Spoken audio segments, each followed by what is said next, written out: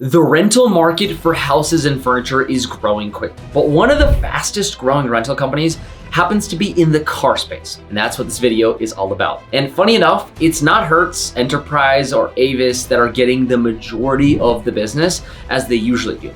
It's been peer-to-peer companies like Turo that are starting to really heat things up in this space. And yes, a similar company to Turo called GetAround IPO'd at $10 a share and is now worth basically nothing. So why even talk about this stock if it might have the same fate? And here's the differences. And of course, I'm also going to talk about whether or not I might consider Turo as an IPO potential, where I might buy it or not.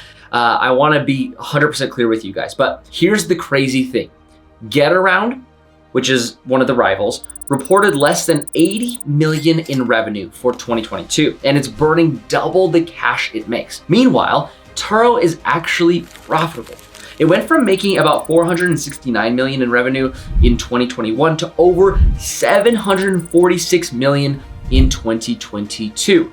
All the while going from negative 40 million in net loss to a net profit of 155 million and an operating income of about 34 million, which means it had a growth of over 58% in terms of revenue. With all of that in mind, in a recent funding round that put their valuation at over 2 billion, with these kind of growth numbers, you have to consider it a great company. And that's especially true if you realize that they were only worth around 1 billion just 1 year before 2022. Remember, this is a car rental company that doesn't own any cars, just like Airbnb is a house rental company that doesn't own any homes, kind of.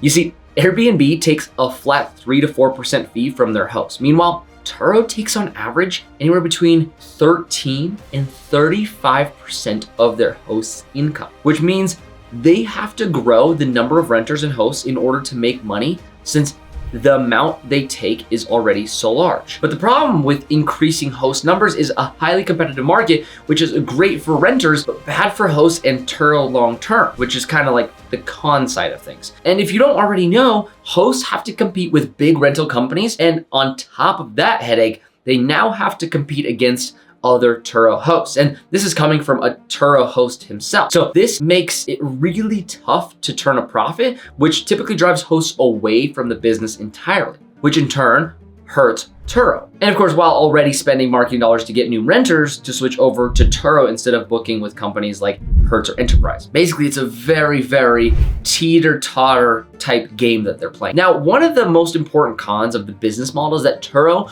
only has so much say on how the hosts do business with their client, which is also Turo's clients, right? Obviously, they can reward or punish good and bad hosts, but it reminds me very much of eBay, basically trying to play on both teams of the buyer and the seller, and you can see how they're doing in comparison to Amazon. So we'll have to actually wait and see how they're able to navigate the dualities of things. But personally, as a Turo user and a Turo host, I could see how they could make improvements, like offering deals to hosts for vehicle purchases by partnering with big dealerships or direct through car manufacturers, or doing internal marketing by hire Turo creators and paying them instead of paying millions of dollars in advertising each year. And again, these are just some potential options, but let's talk about the actual IPO. And for me, revenue numbers look good. The fact that they're profitable is great. But one of the things you have to consider is the fact that even though car rental market prices are going up on most platforms, Turo isn't one of them.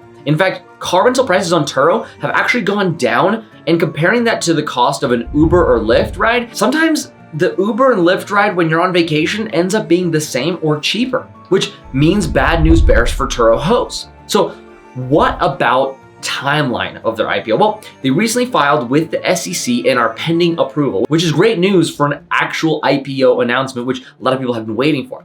And if you're thinking about buying them at IPO, I'd just be somewhat careful with the current conditions of the market, because if they are flying higher than the valuation because of good revenues and net profitability, but the market conditions shift, which they can very quickly, COVID, it could mean really, really bad news for the stock in the short term. And just like with Airbnb, I think they have a great business model. And I do like the stock long term because they are competing with the ancient car rental companies that everyone hates dealing with. And believe me, they are way, way, way too expensive.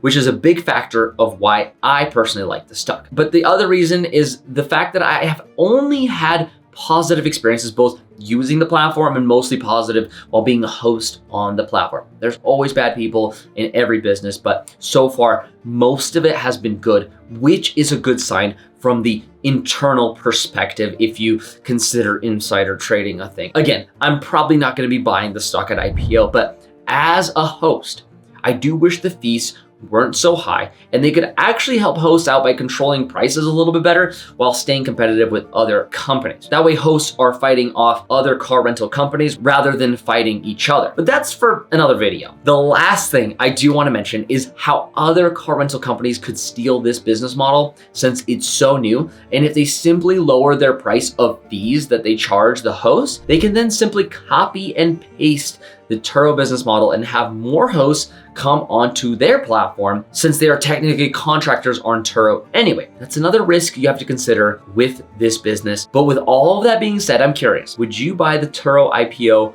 Why or why not? Let me know down in the comments. And as always, if you like investing, business, or Turo, or whatever type of content in relation to money and finances, make sure to hit the subscribe button and I'll see you guys in the next video. I think YouTube is saying that you might want to watch one of these videos over here. I don't know. Go check those out. Anyway, thank you. Peace.